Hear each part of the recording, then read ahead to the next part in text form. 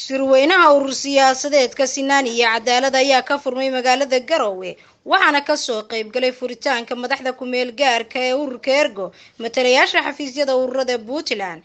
madasha shirkan waxaa ka hadlay xubno ka socda 9 gobol ee Puntland kuwaas oo ka warbixiyay taageerada ururkan ee deegaanada Puntland. shirkan ayaa socon doona muddo 3 cisho waxaana looga hadli doonaa waxqabadka ururka iyo sidii uu gaari lahaa ka mid noqoshada 3 xisbi qaran.